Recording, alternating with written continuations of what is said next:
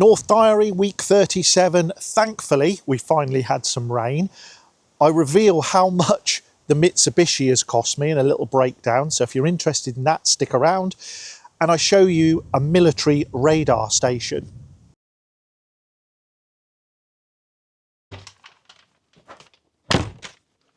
Morning, gang. Exciting times this morning. We have only had about 3 mil of rain in the whole of August. Everything is bone dry. The lawns are not growing. The trees are stressed and already losing their leaves. And today we've got 12 hours of heavy rain, which is fantastic because I can be a bit less frugal with the water and it will just relieve everything and relieve the risk of wildfires, which is great. We are now off to the post office. One of the things with my eBay business is that because of the level of seller I am on eBay, I'm a top rated seller, I have to do same day dispatch. So if somebody orders something overnight after I've gone to bed before 7 a.m, I have to dispatch it the same day, which normally, hold on, turn that up, turn that down. Yeah, which normally is not an issue because I have other parcels going out that I've already booked a collection for, because I get the postman to come to the house because the post office is a 12-mile round trip. But last night I had an order come in after I'd gone to sleep that I woke up to this morning, and of course I had no order booked, so now I've got to do a 12-mile round trip to the post office for one 8 quid order, which is not great. If you want to know more about the eBay thing, I might do some videos over on the Know-How channel. I have an update as well on how much the car cost me. So put your guess in the comments below. Full service, transfer oil, new sensor from Mitsubishi and an MOT. What do you think? I thought we'd go through what the Mitsubishi has cost me with the turbo issue, the MOT and the service. So the total was £1,195. So we had an engine flush at £15, oil 10 litres at 90 quid, oil filter 25, fuel filter 45,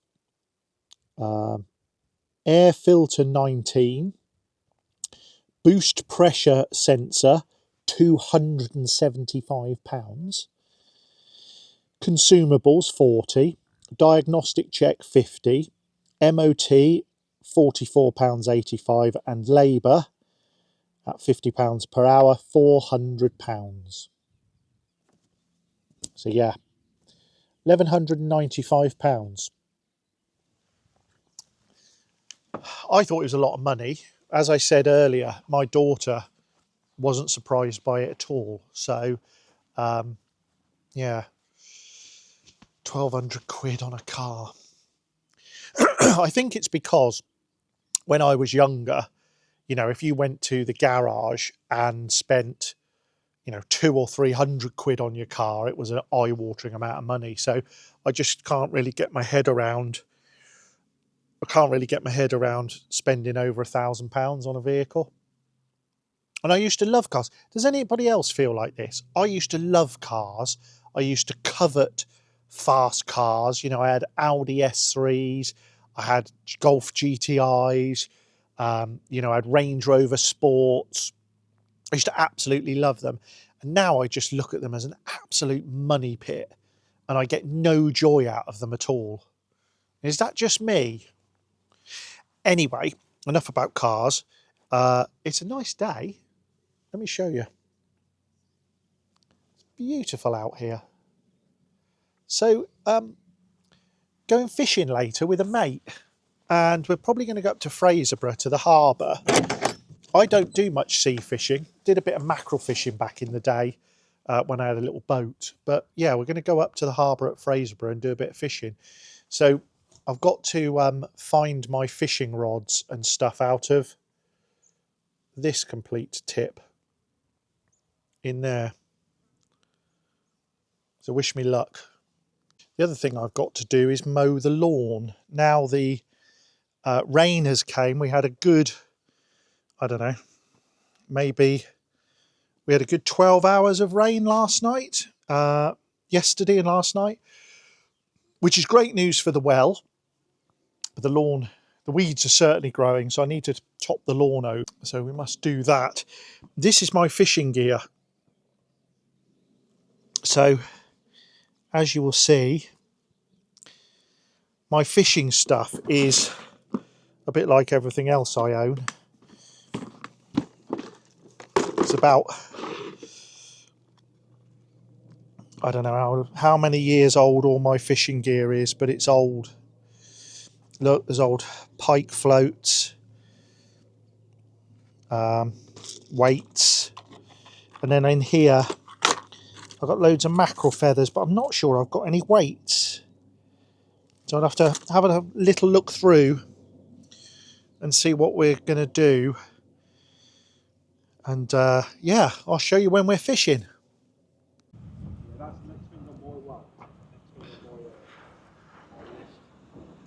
That's a mackerel boat.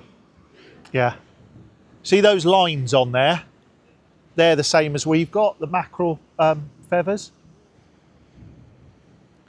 Here we are, Fraserburgh Harbour.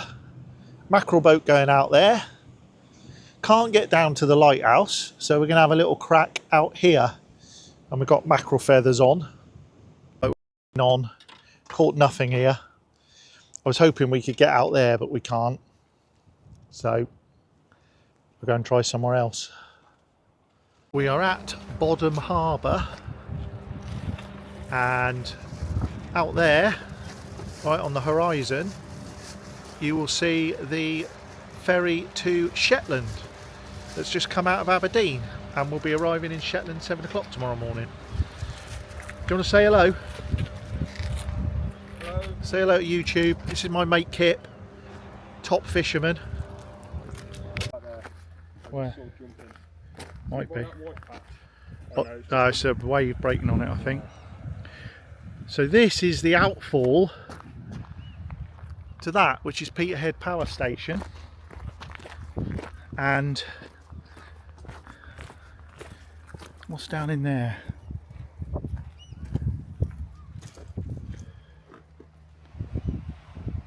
Interesting. Can you see, is there water coming out of it? Doesn't look like it's outfalling much, does it? Oh, it's not at the moment. Oh, you know about it if it's outfalling. Does it? Oh, yeah. And is that because it's like just not producing a lot of power at the moment or something? Right, we're done. We've blanked it. We're going to have a rethink about where we go, when and what we use. We're just heading out to film a couple of videos for my Hidden Gems of the Shire, and I wanted to show you this big boy. This is on the road from my house.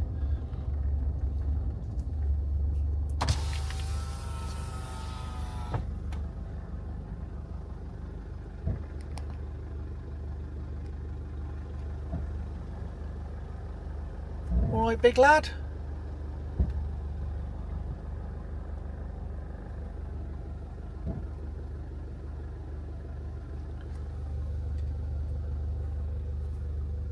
He's a big boy, isn't he? You wouldn't want him coming for you. Right, we're doing something a bit sketchy now. Up here is Remote Radar Head Buchan, which is military air defence radar. And I just wanted to show you it. I've not been up here before. And there's a very good chance that this might not make it into any sort of video, because I may well get stopped and searched by the police. So let's see how we go.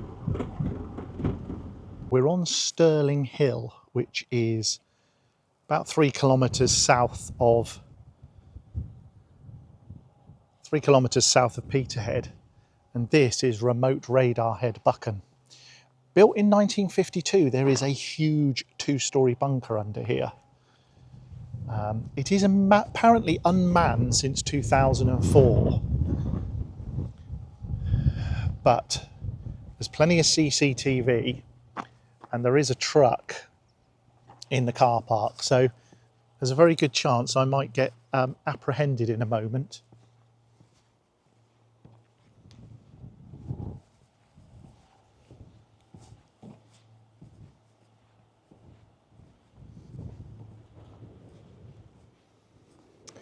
Remote Radar Head Buchan, no unauthorised access. Microwave radiation hazard exists at height over 3 metres above ground. Unauthorised work above 3 metres above ground level is prohibited from this site. No pacemakers.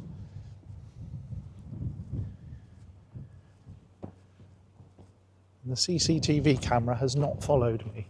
It's just pointing down at the main gate. There's a radar head up here. We're really high up.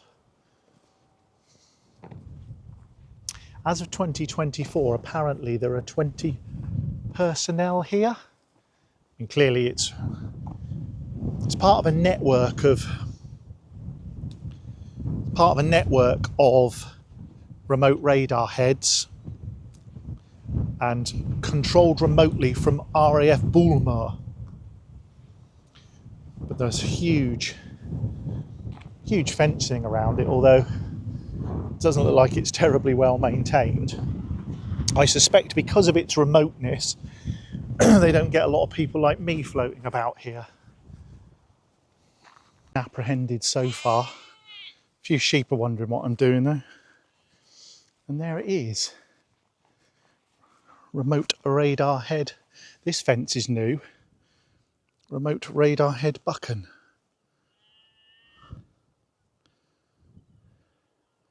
That's it. There isn't a lot to see. There are a lot of shafts. There are a lot of shafts sticking up above ground. There's an old bungalow, and I have seen before on other Cold War bunkers they built a bungalow on top, so it looked like a bungalow, and the 2-storey bunker was underneath. And then there's a modern building which I suspect houses all the modern gear, but you can't see an awful lot, which is obviously the idea. So there you go, little trip to a military radar where I suspect they scramble the jets at Lossiemouth from. You know, this is where they would detect when they need to scramble the jets from. Anyway, off we go. Of course, the thing that might happen is, just because they haven't come and stopped me here because it's remote, there's still every chance I get a knock on the door at home from the old Bill, isn't there? To say, what were you doing here? So if I get arrested, you've all got to bail me out. Okay? Let's go and get the trail cam in and see what we've got this week. And while I'm on the way there, just like to give a shout out to our Patreons who are kindly supporting the channel with their hard-earned dosh, which I promise I will spend on women, drugs and alcohol, and the rest I'll waste.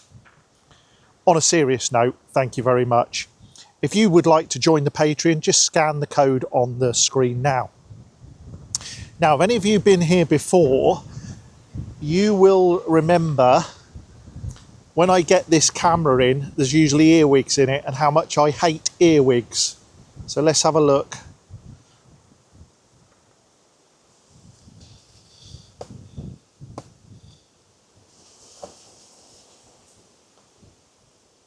Turn it off, shut it up.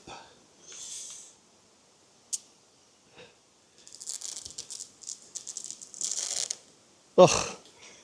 Ugh. Ah. Ugh. Pretty sure that's done that no good.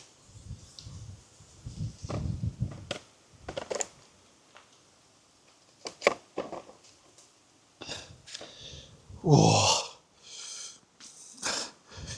You probably all think I'm a complete fanny, but I just hate earwigs. Hope that's damage proof.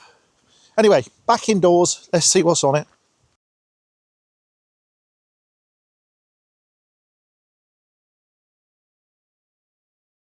As ever, thank you very much for watching, and remember, if you don't want to lose your job for avoiding tax, don't avoid tax.